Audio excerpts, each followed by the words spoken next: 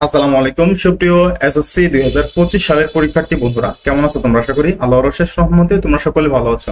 তো বন্ধুরা, ইতিমধ্যে তোমাদের কিন্তু রেজাল্টটা প্রকাশ করা হয়েছে এবং কার রেজাল্ট কেমন হয়েছে অবশ্যই কমেন্টে জানিয়ে দিবা। আর এ প্লাস কার কার আসছে অবশ্যই কমেন্টে জানিয়ে দিবা। আজকের এই ভিডিওতে তোমাদের জানাবো তোমাদের পাশের হার কত শতাংশ হয়েছে আবার, এবং ফেলের হার কত শতাংশ হয়েছে, এবং জিপিএ 5 কতজন পরীক্ষার্থী 2025 সালের এসএসসি পরীক্ষা দিয়ে পেয়েছে। এ সকল কিছু আজকের এই ভিডিওতে তোমাদের ইন ডিটেইলস আলোচনা করব। তো বন্ধুরা, ভিডিওটি শুরু করার আগে তোমাদের কাছে একটা রিকোয়েস্ট থাকবে, এখনো যারা বেসিক স্কুল 24 ইউটিউব চ্যানেলটি সাবস্ক্রাইব করেনি অবশ্যই চ্যানেলটি সাবস্ক্রাইব করে পাশে থাকা বেল বাটনটি বাজিয়ে রাখো, যাতে করে আমি কোনো হেল্পফুল ভিডিও আপলোড করার সাথেই সর্বপ্রথম তোমার কাছে চলে যাই। সো বন্ধুরা, আগামীকালকে থেকেই কিন্তু আমরা কলেজ ভর্তি সংক্রান্ত সকল আপডেট তোমাদেরকে প্রতিনিয়ত দেব। তারপর হচ্ছে তোমার তোমার বৃত্তি সংক্রান্ত সকল আপডেট দেবো আগামীকালকে থেকেই কিন্তু দেওয়া শুরু হবে। So, এরকম হেল্পফুল ভিডিও পেতে অবশ্যই আমাদের চ্যানেলটি সাবস্ক্রাইব করে রাখো। সো বন্ধুরা, আমরা যদি দৈনিক শিক্ষাক্রমের প্রতিবেদন বলে দেখি, এসএসসি ও সমমানের পরীক্ষায় পাশের হার 68.45, কমছে জিপিএ 5। গত বছরের চেয়ে কিন্তু এবারে পাশের হার এবং জিপিএ 5 এর হার দুটোই কিন্তু কমছে। এবার পাশের হার হচ্ছে তোমার 68.45 এবং জিপিএ 5 হচ্ছে 1,39,032 জন মাত্র। কিন্তু গত বছর ছিল তোমার কত?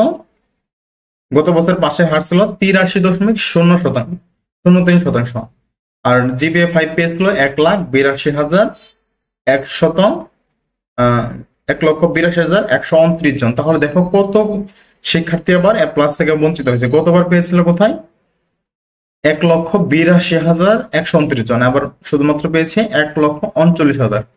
তাহলে তো কতটা ডিফারেন্স, এবং পাশের হারও কিন্তু ব্যাপক পরিমাণ কমেছে। সেটা আমরা পূর্বেই কিন্তু আভাস পেয়েছিলাম। তোমাদের এমসিকিউ কিন্তু অনেকের খারাপ হয়েছে, এমসিকিউ এর জন্য কিন্তু তোমরা পাশের হারটা কমে গেছে। এমসিকিউ অনেক হার্ড হয়েছিল এবং এমসিকিউ অনেক শিক্ষার্থী খারাপ করেছিল। যদি সাপ্লিমেন্টারি পরীক্ষা এবং এমসিকিউ এবং সিকিউ মিলে পাস দেওয়া হতো, সর্বোচ্চ রেজাল্ট হতো 2025 সালে। সকল শিক্ষার্থী সিকিউ পার্টে অনেক ভালো পরীক্ষা দিয়েছে, কিন্তু এমসিকিউ পার্টে কিন্তু তারা পরীক্ষাটা ভালোভাবে দিতে পারে নাই। তার জন্য কিন্তু এই অবস্থা আজকে। দেখো তুমি গত কয়েক বছরের চেয়ে আবার রেজাল্ট কিন্তু খারাপ। দেখো অনেকগুলো কমেছে গত বছরের চেয়েও, বিশেষ করে দেখো। তো বন্ধুরা, তোমাদের পাশের হার কত তোমরা আশা করি বুঝতে পেরেছো। গত বছরের চেয়েও অনেকেই ভিন্ন। যারা ফেল করেছো তাদের উদ্দেশ্যে একটা কথা বলতে চাই, হতাশার কোনো কারণ নেই। তোমরা চাইলে বোর্ড চ্যালেঞ্জ করতে পারো, একবার বোর্ড চ্যালেঞ্জ করে দেখো। বোর্ড চ্যালেঞ্জ করার পর রেজাল্ট যদি খারাপ না হয়, তবুও কোনো খারাপ ডিসিশন নিও না, ভুলভাল কোনো ডিসিশন নিও না। ইনশাল্লাহ তোমাদের জীবনে আরো অনেক ভালো কিছু আছে। তার জন্যই তোমরা এই সাবজেক্টে ফেল করেছো। পরবর্তীতে পরীক্ষা দিলে ইনশাল্লাহ তোমরা অবশ্যই ভালো রেজাল্ট করতে পারবা। হতাশার কোনো কারণ নেই, এটাই শেষ না, এটা তোমাদের শুরু, এটা শেষ না। হতাশ হওয়া যাবে না। আমরা গতকালকে দেখেছি একজন শিক্ষার্থী কিন্তু সুসাইড করেছে। এটা কি হলো?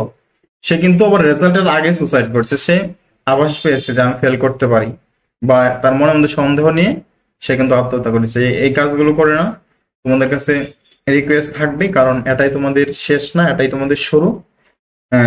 আশা করি বুঝতে পেরেছো। এখন যারা ফেল করেছো বা 2-1 নাম্বার এখানে প্লাস মিস্টেক হয়েছে, তারা বোর্ড চ্যালেঞ্জ করো।